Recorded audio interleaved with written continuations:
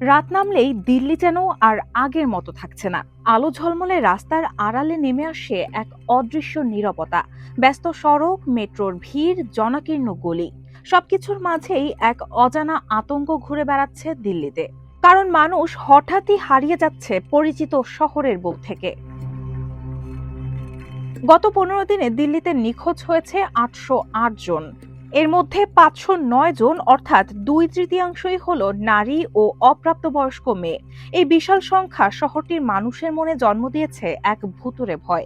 প্রশ্ন উঠছে, দিল্লির বাতাসে কি সত্যিই কোনো অদৃশ্য ছায়া ঘুরে বেড়াচ্ছে, নাকি এর আড়ালে লুকিয়ে আছে আরো ভয়ঙ্কর কোনো বাস্তবতা? খবরে বলা হয়েছে, ভারতের রাজধানী থেকে প্রতিদিন গড়ে 54 জন নিখোঁজ হচ্ছে।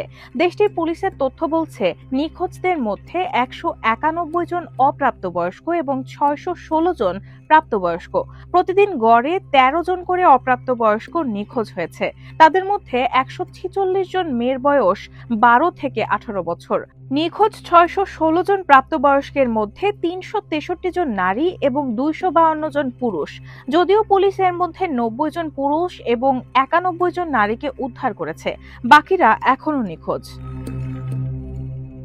কখনো কখনো অপ্রাপ্তবয়স্ক বা শিশুদের সামান্য দেরিতে ফিরে আসা বা যোগাযোগ না হওয়ায় পরিবার উদ্বিগ্ন হয়ে রিপোর্ট করেন, যা সরকারি পরিসংখ্যানে ধরা পড়ে বলে দাবি দিল্লি পুলিশের।